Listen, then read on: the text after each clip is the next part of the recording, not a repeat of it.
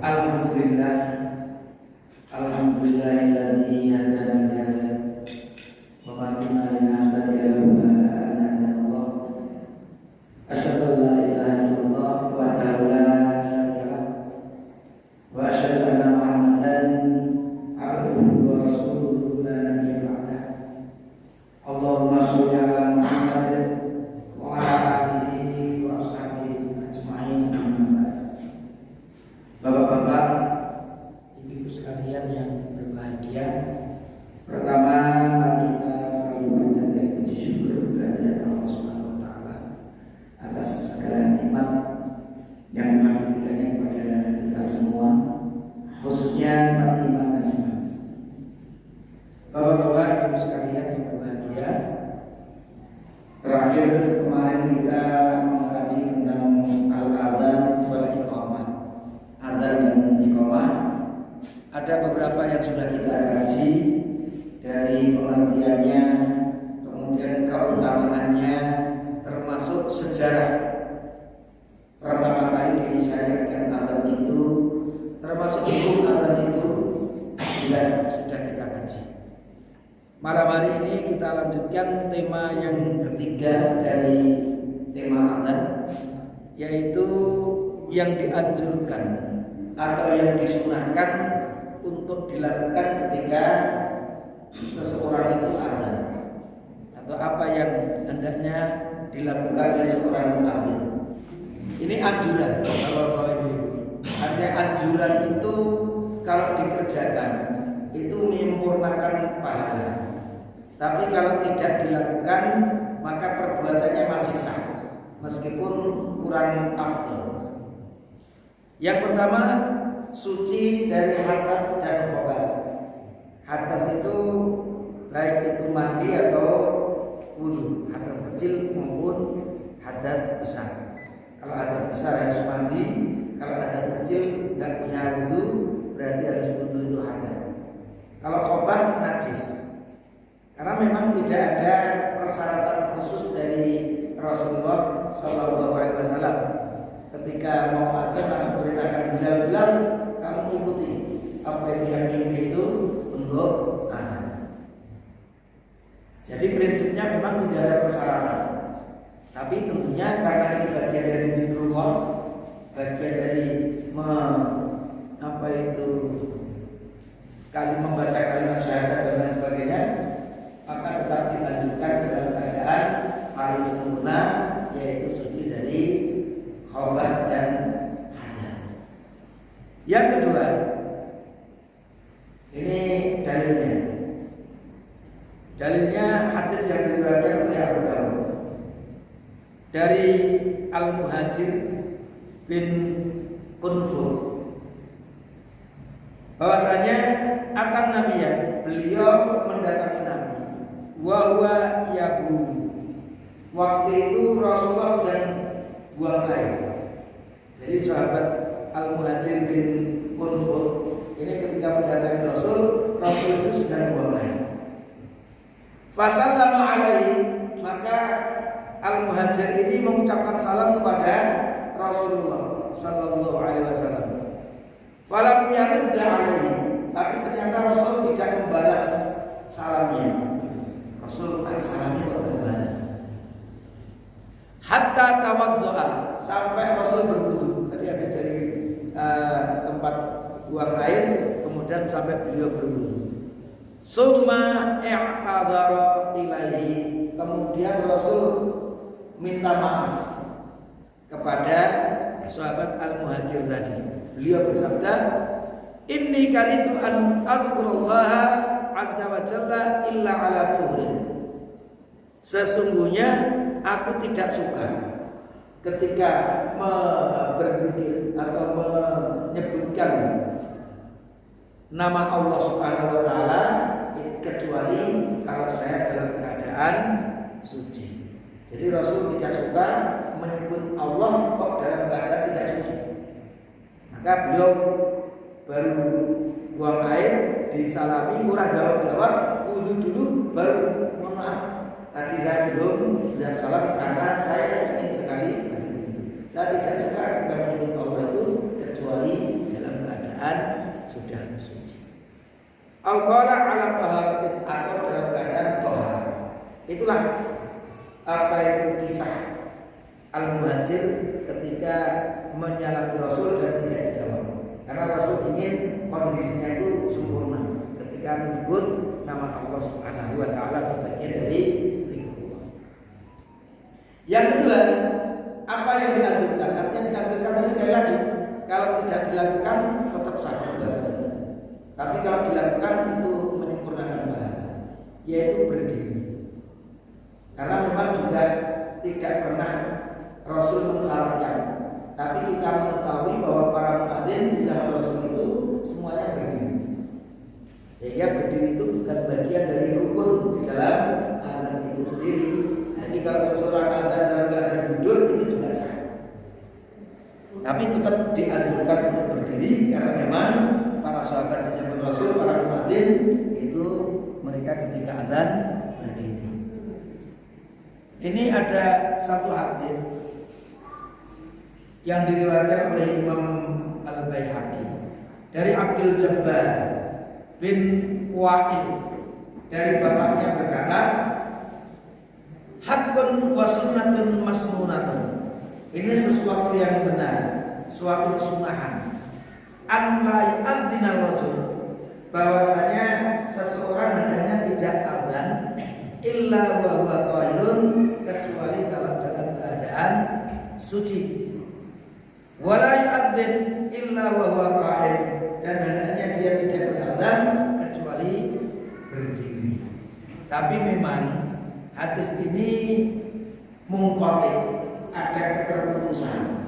Jadi sehingga dari kitabnya itu sebagian ulama mengatakan hadis ini termasuk dhaif, tidak bisa dijadikan dasar hukum. Sehingga bahasanya karena diragukan hadis ini apa itu sampai kepada Rasulullah Sallallahu Alaihi Wasallam, ini karena mungqati, ada kita ada keterputusan, maka tidak dijadikan hadis ini sebagai persyaratan, tapi ya sebaiknya saja, sekedar anjuran. Yang ketiga, dianjurkan ketika azan itu muadzin itu di tempat yang tinggi. Karena di zaman Rasul itu memang para muadzin itu naik ke menara. Jadi masjid-masjid itu dulu kan ada menara. Apa fungsi menara di masjid-masjid waktu itu? Yaitu untuk memudahkan azan. Karena kalau muadzinnya itu dari tempat yang tinggi, itu radius apa yang terdengarnya oleh masyarakat itu semakin luas. Jadi kita bayangkan kalau umpamanya azan tapi tanpa mic, dengan mic di mana saja sama. Ini tanpa mic, ada muadzin di sini, kira-kira sampai berapa tetangga ini. Tapi kalau azannya di atas, bahwa itu di atas, maka gaungnya itu akan lebih luas. Karena itulah kesunahannya azan itu di atas. Menjadi tidak ada masalah sebenarnya ketika sudah mulai ada pembesar keluaran. Karena orangnya di bawah, tapi corongnya yang gugur, madepnya kemana-mana ya. Bahkan tempat penjuru juga sudah di apa itu corongnya ada kemana-mana. Tapi toh ini adalah ibadah, maka kesunahannya tetap ada. Meskipun hikmah, saya katakan hikmah itu bisa muncul, bisa hilang, tapi tidak berubah hukum, yaitu keutamaan ini. Saya katakan hikmah itu bisa muncul, bisa tidak. Itu seperti ketika dalam keadaan sama. Hikmah mengapa Rasulullah atau agama kita itu memberikan kemudahan bagi musafir itu untuk menjamak atau qasar sholat. Hikmahnya adalah biasanya dalam perjalanan itu ada masyarakat. Di zaman Rasul naik unta, naik kuda, kebanyakan naik unta. Dari Mekah menuju Madinah 400 km itu bisa berhari-hari, bisa sampai 1 pekan itu sampai. Itu berat. Sehingga dalam perjalanan itu dianjurkan untuk apa itu diberi keringanan atau rukhsah untuk menjamak atau qasar. Tapi coba bayangkan sekarang setelah jalan Dari Jakarta diundang ke Solo. Dari rumah sudah dipergi pakai limusin, pakai Mercedes, nyantai, duduk saja tahu-tahu sampai bandara. Kalau sudah ada yang ngatur semuanya, wae masuk. Dari pesawat cukup paling 50 menit nyampe ke Solo. Sampai Solo dan dijemput naik mobil. Itu kira-kira perjalanan Jakarta sampai Solo itu berat nggak? Nggak berat. Tapi ini hikmah itu bisa muncul, bisa tidak muncul. Tapi ilah sebab dari diberikan rukhsah untuk apa itu kosong atau jamak itu karena safarnya, bukan karena masalah safar.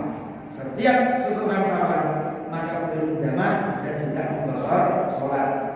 Hikmahnya masalah. Tapi ketika masalah tidak ada, kebolehan tetap ada. Jadi saya gambarkan ini tadi. Sama ketika belum ada pembesar suara, hikmahnya apa? Kalau di atas lebih ganda kemarinnya. Tapi sekarang di bawah sudah cukup, yang penting orangnya di atas. Tapi tetaplah yang namanya kesunahan itu tetap ada. Itulah maksudnya dari yang ketiga. Kemudian kesunahan yang keempat itu memasukkan jarinya ke telinga. Jadi ketika adzan itu memasukkan jarinya ke telinga.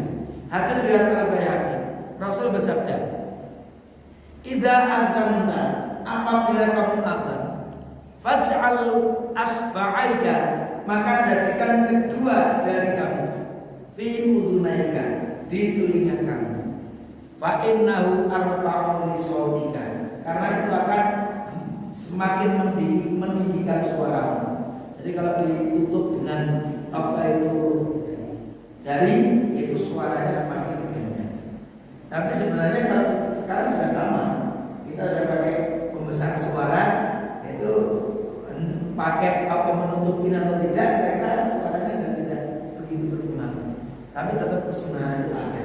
Kalau ada muadzin Allahu Akbar itu tentunya sah. Tapi kalau dia pakai penutup, itu tetap ada kesunahan, ada tambahan pahala. Yang kelima, ini sudah biasa kita lakukan, yaitu memanjangkan adzan dan memperlambat adzan dan mempercepat qomat. Bila adzan itu Allahu Akbar-nya kan agak lama. Allahu Akbar, Allah panjang. Tapi kalau qomat Allahu Akbar, artinya dipercepat. Karena itu ternyata diajarkan di zaman Rasul. Idza adzanta fatarsal wa idza aqamta fahtim. Kalau kamu adzan itu kamu perlambat suaramu, tapi kalau kamu iqamah hendaknya kamu percepat, suaranya dipercepat.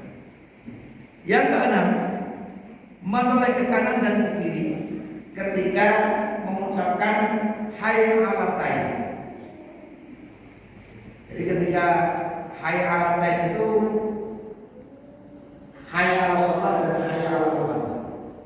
Kalau takbir Allahu Akbar, kalau tasbih subhanallah, kalau tahmid alhamdulillah, kalau tahlil la ilaha illallah, kalau istirja inna lillahi, kalau hayya 'alal tayyib itu maksudnya hayya 'alal shalah, hayya 'alal falah. Itu ada istilah-istilah mempersingkat apa itu ucapan-ucapan. Kalau bismillahirrahmanirrahim disingkat menjadi basmalah. Itu apa itu membaca basmalah itu artinya membaca bismillahirrahmanirrahim. Bapak-bapak, karena juga ada dalil hadisnya apa itu sahih diriwayatkan oleh Imam Bukhari dan Imam Muslim. Atatabba'u hauna wa hauna. Yaqulu mengatakan yaminan wa shimalan. Ketika mengucapkan itu ke kanan dan ke kiri, hayya 'alal shalah, hayya 'alal falah. Maksudnya hayya 'alal shalah yang pertama ke kanan, hayya 'alal shalah yang kedua ke kiri. Benar hayya 'alal falah pertama ke kanan, hayya 'alal falah kedua itu ke kiri. Itu bukan hayya 'alal shalah ke kanan terus hayya 'alal falah ke kiri tidak. Kanan ke kiri memang apa itu supaya kedengaran itu. Hayya 'alal shalah itu kalau menghadap ke selatan, nanti yang selatan lebih jauh. Kalau demikian juga ketika pada utara suaranya ke utara jauh lebih apa itu kedengarannya lebih jauh seperti itu. Tapi sekali lagi sekarang kurang berpengaruh terkait dengan itu karena yang keluar itu bukan suara kita tapi pembesar suara dari suara kita. Itulah beberapa hal yang dilakukan. Kalau dilakukan tetap semakin banyak pahalanya. Tapi ketika hal itu tadi kita tidak lakukan, seperti adanya dengan duduk itu tadi, tidak memasukkan jari ke telinga, itu adanya tetap sah. Tema yang keempat itu sifat-sifat yang hendaknya dimiliki oleh seorang muadzin. Apa saja? Pertama, ketika memandangkan azan itu hanya mengharap pahala Allah. Tentunya ini untuk dirinya agar azan yang dia lakukan itu mendapatkan pahala dari Allah. Ini sabda Rasul. Wa takhid muadzinan, dan ambillah seorang muadzin la ya'khudhu ala adzanihi ajran, yang tidak mengambil dari adzannya itu upah. Itu sabda Rasulullah sallallahu alaihi wasallam. Jadi muadzin yang hanya mengharapkan ridha Allah Subhanahu wa taala. Meskipun para ulama juga mengatakan ketika seorang muadzin itu dikasih upah, itu juga upah yang halal. Kalau ada yang di masjid sekarang di dunia Arab itu muadzin termasuk imam itu PNS. Jadi digaji oleh negara Bapak Ibu. Kalau di Saudi kan beritanya kan itu imam itu pengganti aja sampai 4.000 rial. Kalau yang aslinya sekitar 10.000 rial. 10.000 rial itu yang pernah berhaji tinggal itu konversi aja ke dolar atau ke rupiah. Itu cukup tinggi. Itu di Saudi ya. Itu tapi ya itu berita-berita mass media, tapi nggak tahu secara khusus. Tapi di Irak tempat saya belajar itu memang juga demikian. Jadi masjid-masjid yang besar itu ada imam dan wakil imam. Wakil imam itu sebenarnya hanya mengganti. Kalau imamnya yang utama ada, selalu dia. Tapi ketika imamnya nggak ada, nah wakilnya tadi posisinya menggantikan. Itu posisi wakil imam. Dan dua-duanya ada gaji. Bahkan bapak-bapak ibu di Irak sana itu ada satu lembaga yang dikhususkan untuk mempersiapkan itu khotib, ma'had li'idadil a'imah wal khutbah. Jadi lembaga kayak pesantren begitu untuk mempersiapkan menjadi imam-imam sholat dan juga khotib-khotib. Jadi itu ada lembaga khusus di sana. Dulu waktu saya belajar di Baghdad itu ada satu teman yang tidak mengambil di kampus, tapi dia belajarnya itu di Ma'had itu. Ma'had li'idadil a'imah wal khutbah. Jadi lembaga untuk dipersiapkan menjadi itu imam dan khatib. Jadi ada khusus dan ternyata ya memang masjid-masjid yang besar resmi itu. Cuman ada plus-minusnya. Plusnya ya mungkin kesejahteraan, tapi minusnya biasanya kemandirian. Kemandiriannya kurang. Jadi kalau berbeda dengan penguasa bisa diganti pada waktu yang lain. Bapak-bapak sekalian yang berbahagia. Yang kedua yang adil dan amanah. Jadi ini wal muadzinu mu'taminun. Seorang muadzin itu adalah hendaknya orang yang amanah, yang bisa dipercaya. Karena adil ini tentunya yang tidak berbuat dosa-dosa besar, bukan judi, itu jangan jadi adil. Jadi yang maksudnya begitu. Amanah di sini yang bisa dipercaya. Karena muadzin itu kan penting mengumumkan datangnya waktu sholat. Nah kalau kurang 5 menit terus diadzani, terus dia duduk di rumah ada Ramadan.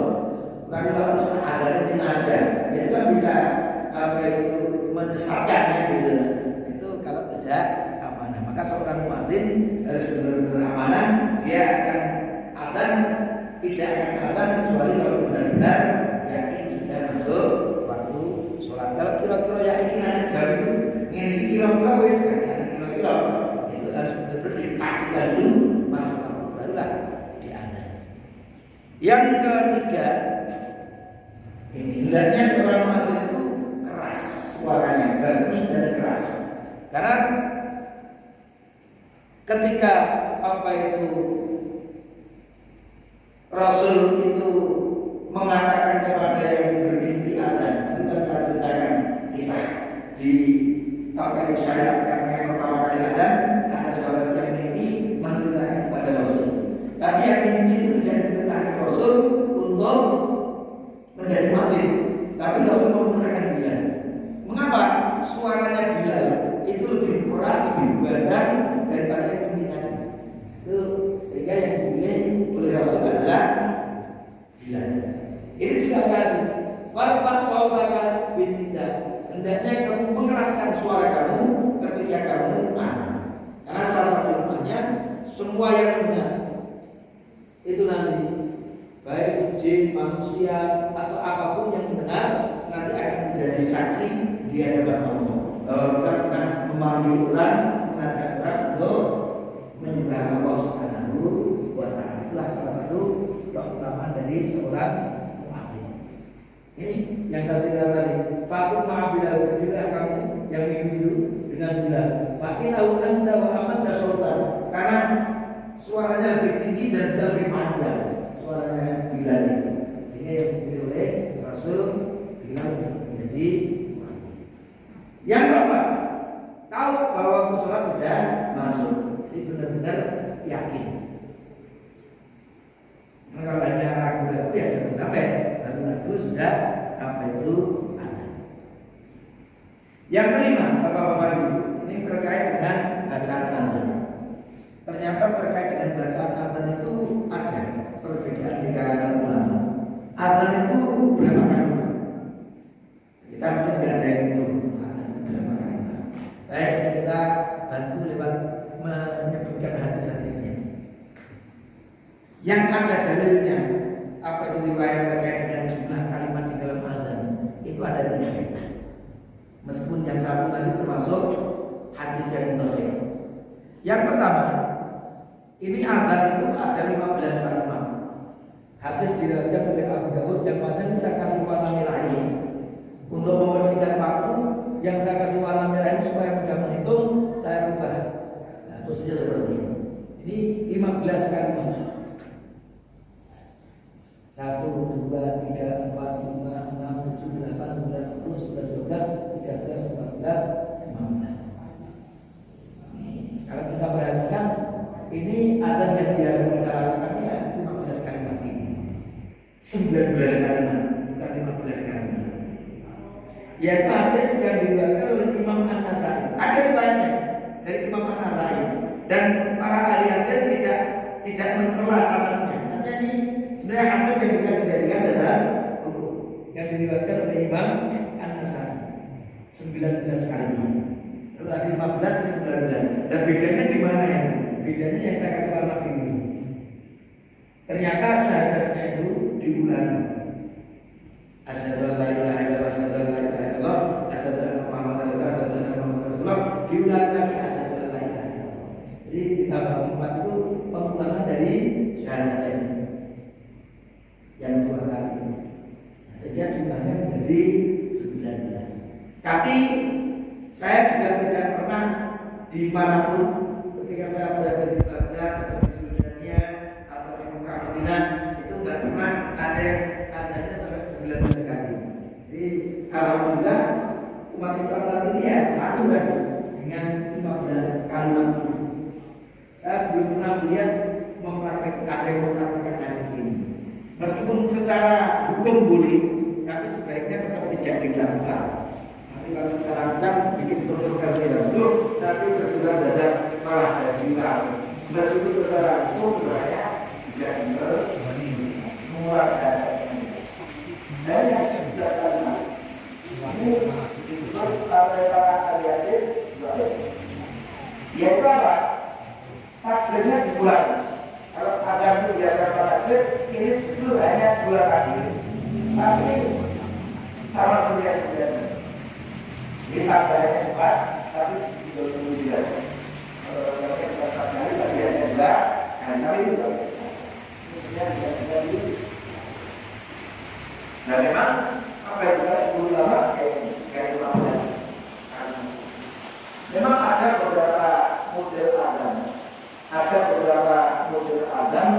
yang tentunya tidak berdasarkan padanya.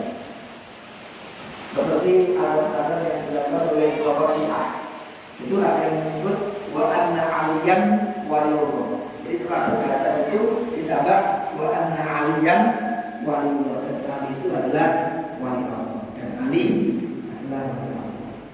Atau juga kadang-kadang mereka mengucapkan hayya ala khairil amal. Jadi as-salat itu diganti dengan kata khairil amal. Itu kalau di daerah Karbala, di Najaf, itu bisa kita dengarkan adzan itu gitu. Jadi daerah-daerah Syiah seperti itu. Ya, tapi itu kalau kita lihat dalilnya tidak ada.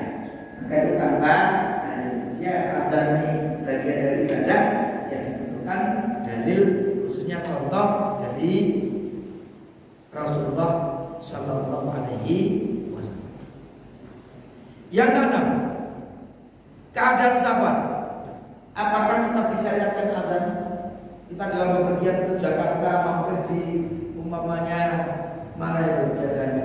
Itu di dekat hutan Kendal ya, kelas urban itu. Kalau dulu kalau naik bis itu biasanya kalau ke Jakarta di sana. Umpamanya kita dalam keadaan safar kemudian mau sholat, apakah tetap disyariatkan adzan?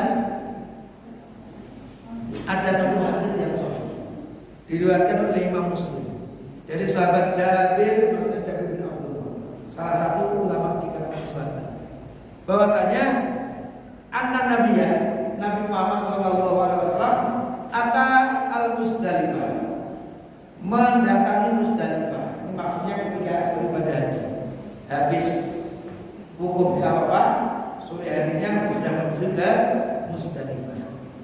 Fasalla biha, kemudian Rasul sholat di dalamnya, yaitu di Musdalifah itu al-maghrib wal isya, sholat maghrib dan sholat isya.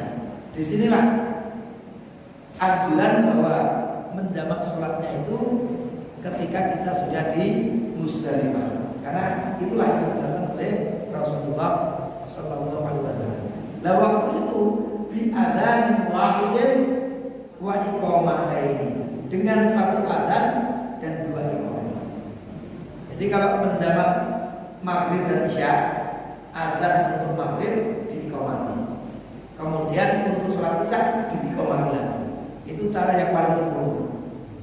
Jadi bapak-bapak, ibu-ibu, kalau kita umpamanya berdua, bertiga, berempat sholat itu ya jamaah, itu tetap diadzani. Tapi adzan itu bukan adzan memanggil waktu sholat. Adzan itu bagian zikrullah, bagian dari zikir. Jadi bukan untuk memandangkan. Jadi kan pakai orang, datang itu pakai ngambil mic-nya, malah diundang masyarakat. Jam dulu ke masjid tidak adzan, enggak, tetap di sini diadzani. Kemudian diiqamati sholat maghrib. Kemudian untuk isya itu ada lagi diiqamati sholat isya. Ketika kita menjamak sholat, karena dasarnya ya yang dicontohkan oleh Rasul ketika beliau di Musdalifah ternyata dengan dua adzan dan satu iqamah. Hadis tersebut juga menunjukkan bahwa bagi musafir yang ingin menjamak dan mengusur sholat, maka yang afdal adalah dengan satu adzan. Namun kalau dengan satu iqamah pun sebenarnya tidak sah. Bahkan kalau tidak adzan dan iqamah itu sholatnya tetap sah. Karena yang kuat hukum adzan dan iqamah itu tidak sampai kepada wajib atau tidak sampai kepada syarat sahnya sholat. Dimulai dengan adzan dan iqamah itu. Selama kita mengerjakan atau mendirikan sholat itu pada waktunya sudah cukup. Meskipun tidak ada adzan dan tidak ada iqamah. Bapak-bapak sekalian yang berbahagia, yang ketujuh, ini anjuran. Hendaknya setiap masjid itu punya dua muadzin. Karena Rasulullah itu juga punya dua muadzin. Hadisnya sahih Muslim, Ali bin Umar dari sahabat Abdullah bin Umar, orang dia berkata, karena Rasulullah muadzin. Rasulullah itu memiliki dua muadzin. Siapa? Saat yang pertama Bilal, yang kedua Abdullah bin Umi. Dan biasanya keduanya dipakai untuk menjadi muadzin ketika azan subuh. Bilal itu untuk azan yang pertama, sahabat Abdullah bin Umi Maktum itu untuk adzan yang kedua. Al-a'ma yang buta ini. Maka di sini ada nanti ada terjemahannya. Yang kedua, bolehkah orang buta menjadi muadzin meskipun banyak yang bisa melihat?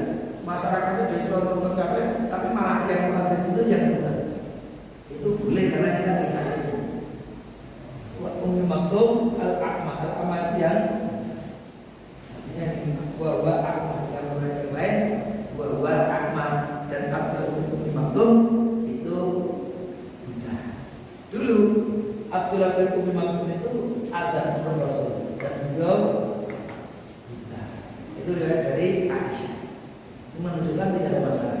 Tentunya karena waktu sholat itu harus dideteksi dengan mata, yang buta hendaknya mendapatkan informasi dulu dari yang sudah melihat. Ini ada dalilnya bahwasanya apa itu yang pertama dengan yang kedua itu hanya turun dan naiknya seseorang. Illa an yanzila hadza wa yarqa hadza. Jadi antara adzannya Bilal dengan adzannya Abdullah bin Maktum itu salat, maksudnya untuk salat subuh. Adzannya Bilal dengan adzannya Abdullah bin Maktum itu hanya turunnya seseorang dan naiknya seseorang. Artinya turunnya Bilal bin Rabah dan naiknya apa itu Abdullah bin Maktum.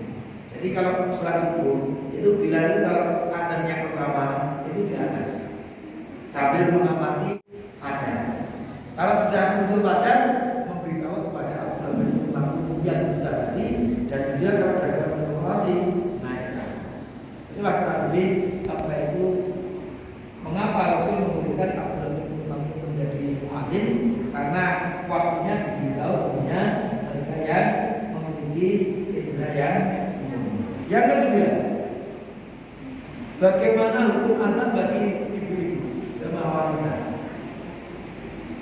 Khususnya ya kalau hanya ibu-ibu. Yang jelas kalau masjidnya umum ini tidak boleh seorang wanita itu menjadi muadzin. Yang muadzin itu harus yang laki-laki. Tapi bagaimana kalau apa itu ruangan itu atau musola itu ya memang hanya wanita semuanya? Apakah mereka ada dari iqamah? Ini ada satu cerita yang menarik. Yang pertama dari Musannaf Ibn Abi Syaibah. Saya jadi teringat kalau membaca apa itu riwayat Musannaf Ibn Abi Syaibah. Ada Musannaf Ibn Abi Syaibah, ada Musannaf Abdul Razak. Itu dua musannaf yang dulu waktu di Baghdad itu termasuk pelajaran saya. Jadi untuk mencari riwayat-riwayat yang tidak familiar, tidak sering dilihat, itu biasanya di situ ada. Karena bapak-bapak ini, Imam Bukhari itu hafal ratusan ribu hadis, tapi beliau hanya menyusun di dalam kitab Bukhari itu hanya 7.000 hadis, yang 1.000 pengulangan. Dan kalau 8.000 dalam kitab Sahih Bukhari itu jumlahnya kurang lebih sekitar 8.000, yang 1.000 itu pengulangan. Karena mungkin hadisnya makanya umum. Bab sholat masuk, nanti bab zakat pun juga bisa masuk. Kenapa? Karena hadisnya memang mencakup sholat, zakat, puasa, dan itu. Ada hadis yang di ditaruh di beberapa. Jadi kalau pengulangan sampai sekitar 8.000. Kalau tanpa pengulangan jumlah hadisnya sekitar 7. Padahal ratusan itu yang di apa oleh Imam Bukhari. Itulah apa itu mengapa Imam Bukhari itu termasuk hadisnya itu jaminan hukum, karena dia itu cara buku gila. Nah yang nilai itu walu dia nilai itu 45 itu. Sehingga kalau yang nilainya 45 biasa yang lainnya 7, dia menilai 4, oh dia menilai 7 atau 8, itu jaminan hukum. Nah saya kira walu nilainya gitu. Jadi cara-cara sekian nggak usah di apa ini ya. Kalau dari Bukhari atau Muslim jaminan hukum. Itulah. Tapi kan seperti salah apa itu Abi Syaibah itu perlu diceritakan. Dulu bapak-bapak ibu itu sudah cerita. Saya nulis tesis itu sampai 1,5 tahun. Tapi halamannya ya cukup panjang, sekitar 360 halaman. Itu waktu itu hari-hari 1 tahunan itu pekerjaan saya itu hanya apa? Hanya ke perpustakaan. Karena dulu belajarnya manual bapak-bapak ibu. Kalau sekarang mahasiswa pindah sekali. Jadi dengan apa itu komputer ini bisa internetan.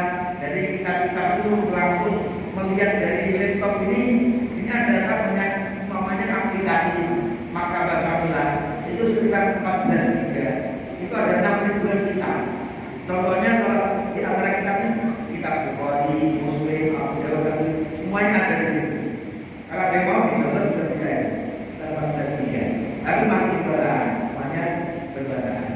Tapi sangat mudah sekali kalau sekarang itu. Dulu manual. Jadi mencari hadis itu yo ke perpustakaan. Untungnya dulu di perpustakaan di Banten itu ada perpustakaan untuk S1, ada perpustakaan untuk pasca sarjana. Dan untuk S1 itu banyak berwani, tapi untuk perpustakaan pasca sarjana itu lebih khusus, lebih khidmat. Mungkin orangnya juga dari bahasa gitu ya.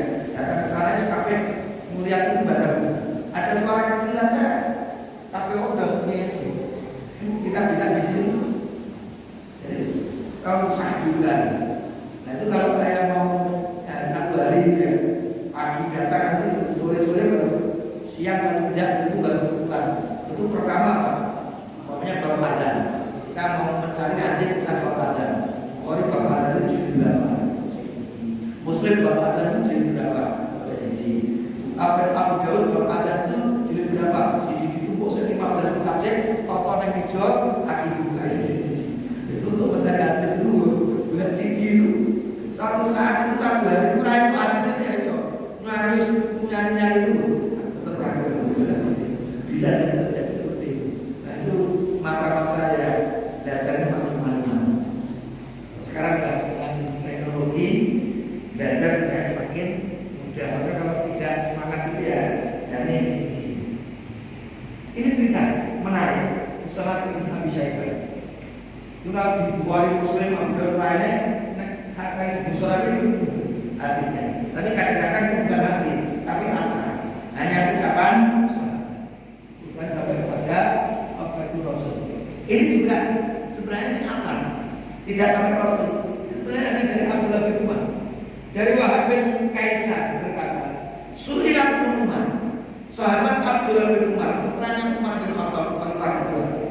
Ini pernah ditanya, hal ala nisa'i adzanun? Apakah jamaah wanita itu juga diadzani?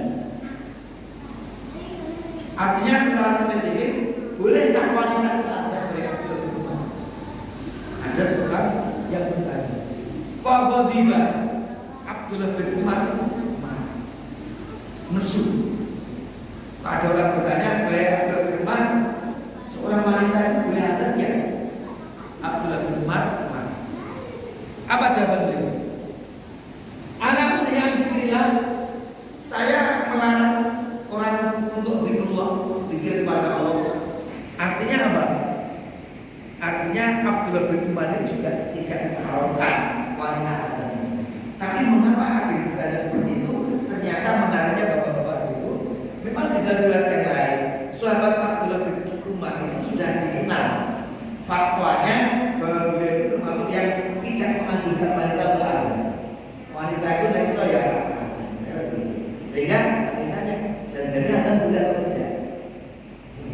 An-Nafi' an Umar diriwayatkan dari Nafi' dari Abdullah bin Umar bahasanya beliau berkata, laisa 'ala nisa'i adzanun wala iqamah. Wanita itu tidak perlu adzan dan tidak perlu iqamah. Sehingga ada yang nanya, orang lesu. Loh, masa aku melarang orang untuk ini kita lihat sahabat yang lain. Ali bin Abi Thalib, qala berkata, la tu'adzin wa la tuqim. Ini sahabat Ali bin Abi Thalib. Wanita itu hendaknya tidak adzan dan juga tidak iqamah. Jadi Abdullah bin Umar dengan Ali bin Abi Thalib, dua sahabat itu kurang sama. Tidak perlu adzan dan tidak perlu iqamah. Kesannya ya, sing apinya tidak. Tapi ada satu riwayat dari Musnad Ibnu Abi Syaibah dari Mu'tamir bin Sulaiman dari bapaknya berkata,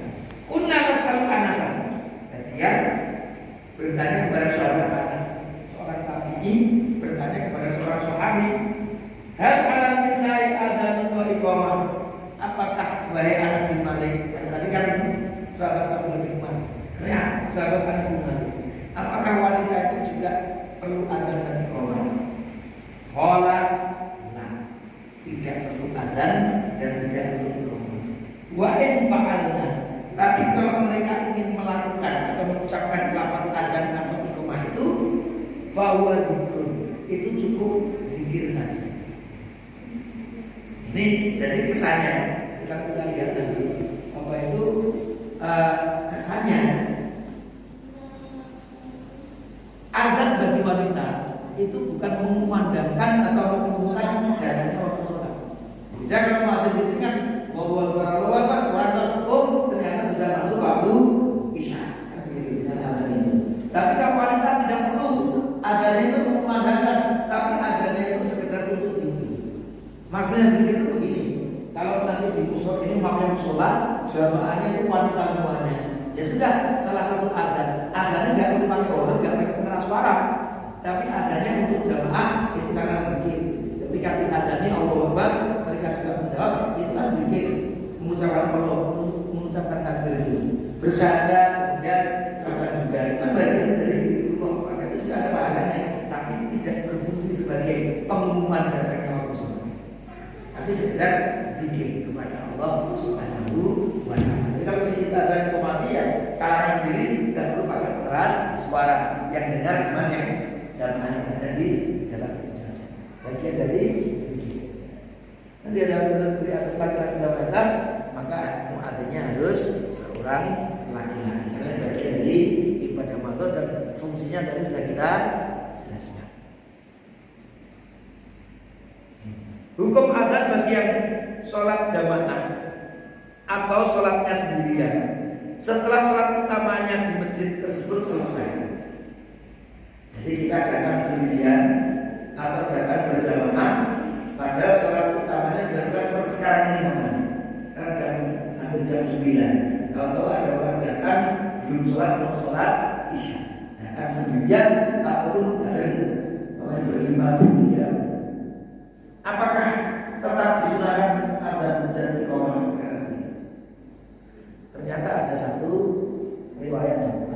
Jika seseorang ingin sholat di suatu daerah yang salah satu masjidnya sudah diadzani, maka sudah cukup.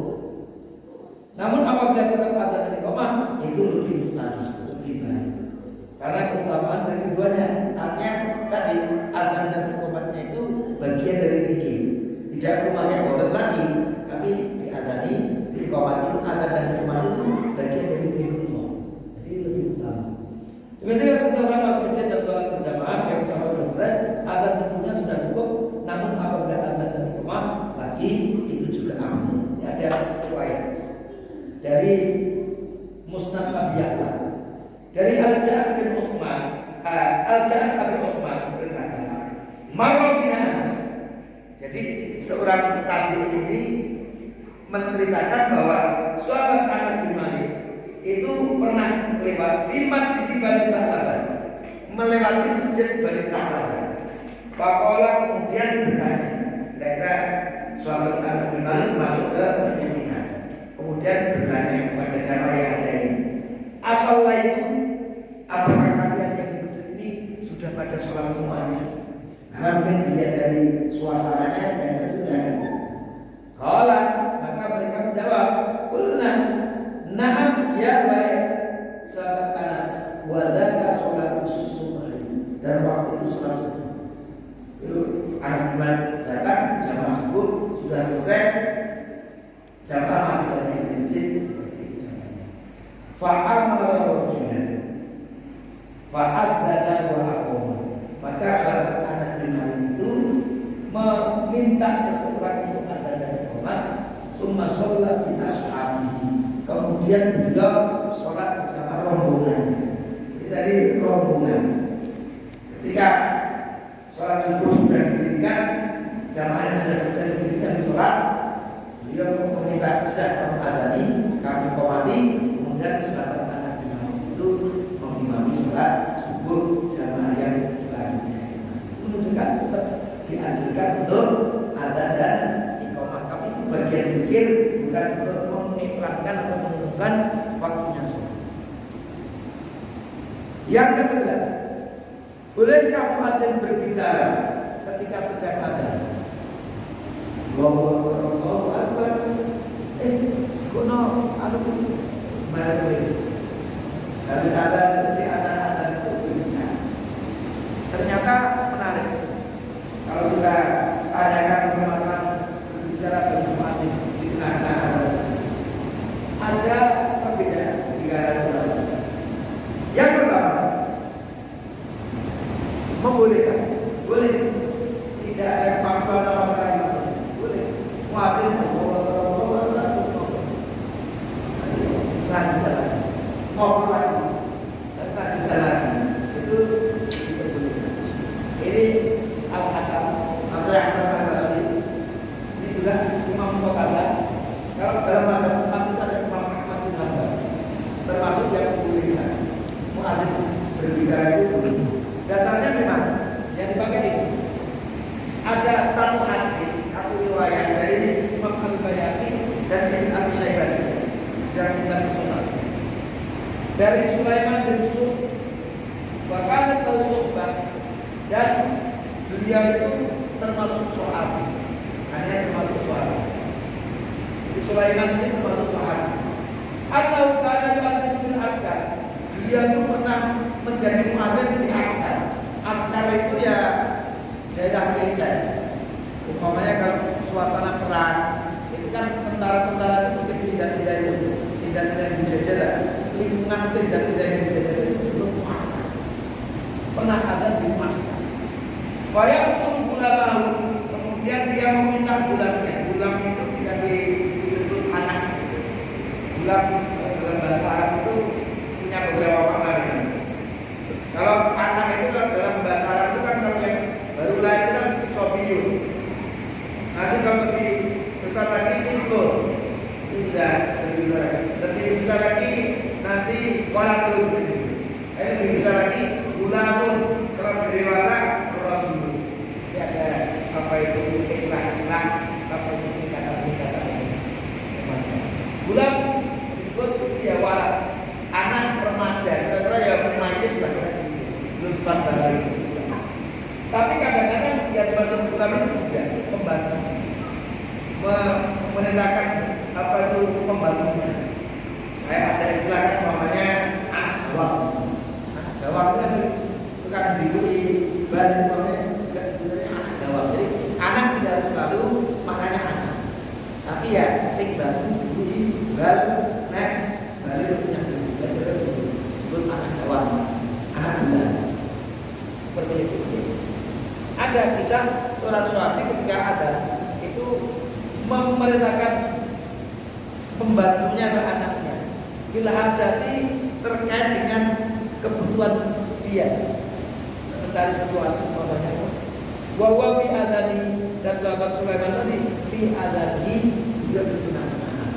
Nah, inilah riwayat yang dijadikan Imam Ahmad sebagai dasar.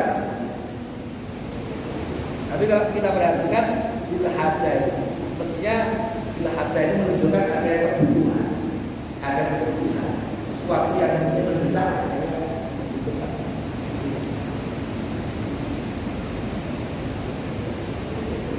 Selain itu juga ada kisah ini. Ini Abdullah bin Abbas ketika adzan, suatu adzan itu keadaannya sudah berubah.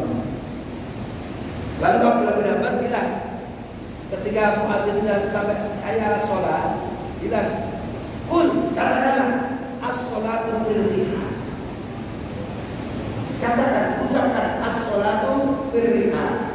Ar-rihal itu di tempat. Maksudnya apa? Ya di mana pun kamu bertempat. Kalau di rumah ya di rumahmu itu. Kalau di pasar ya di daerah pasar itu kamu itu. Pokoknya di tempat kamu berada itu, sholat pagi juga tidak ada masjid. Maksudnya seperti itu. Itu kondisi hujan atau cuaca yang mungkin ekstrim. Pada waktu kita bahkan yang tanggal, maka beberapa sahabat itu ketat. Sahabat Abdullah bin Abbas itu kita mengucapkan lafaz yang tidak biasa. As-sholatu fil rihal. Sholatlah kalian di tempat cuma kalian belajar. Sehingga mereka tengok-tengok gitu. Oke. Pakolan kemudian Abdullah bin Abbas berkata, "Karena keanggar kemana? Kelihatannya kalian untuk mengingkari. Kok dong tengok-tengok kita rapat coyo mengingkari. Inna hada, sesungguhnya ucapan ini fa'ala man khairun min, telah dilakukan oleh yang lebih baik dari itu, yaitu Nabi Muhammad sallallahu alaihi wasallam. Inna azmah. Azmah itu kalau bahasa kita itu krisis. Krisis itu ya seperti kondisi ekstrim, cuaca ekstrim, hujan lebat sekali, ada sesuatu.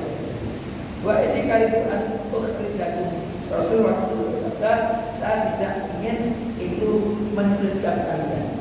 Wadah simuljo badannya kecil itu ya saya khawatir menyulitkan kalian, maka cukuplah kalian sholat di tempat-tempat kalian. Nah ini apa yang dijadikan dasar oleh Imam Ahmad? Itu kan Abdullah bin Abbas tadi kan ngobrol dengan muadzinnya tadi dan ada dilanjut, tidak ada masalah. Tapi kalau kita perhatikan sebenarnya tadi pembicaraan itu juga ada hajat, karena untuk menjelaskan, untuk mendetek ini ucapan itu pantas dilakukan dalam keadaan itu, sehingga ada hajat ini yang kita ucapkan bisa nggak atau boleh nggak ucapan itu ya? Ada hajat. Kalau kita perhatikan bersama solu pilihan sholat ada di tempat lain. Pendapat yang kedua itu mampu. Kalau di mazhab apa itu empat, ada Imam Abu Hanifah, Malik dan Syafi'i. Ini kita bisa sebut mazhabnya jumhur. Kebanyakan mampu. Mampu, dia boleh tidak batal katanya, tapi ada mampu. Yang ketiga, hendaknya dia berbicara kecuali untuk keperluan sholat. Ini beda lagi. Kalau tidak untuk keperluan sholat, tidak boleh.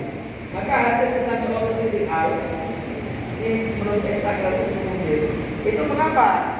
Apa itu mereka bercakap-cakap dan tetap melanjutkan azan? Karena itu dalam rangka untuk keperluan sholat yang benar itu. Seperti itu. Tapi kalau kita melihat dari pendapat-pendapat yang ada, tidak boleh atau batal adanya dengan bercakap-cakap. Ini yang paling keras Imam Azhari. Tapi kalau kita perhatikan yang paling kuat itu pendapat jumhur yang nomor 2. Kalau tidak ada keperluan, dia mau. Tapi kalau ada keperluan, ya tidak ada masalah. Itu bolehnya itu kalau ada keperluan. Umpamanya poso, ketika azan mau berperlu, ternyata rombongan dikirim banget air kan gitu.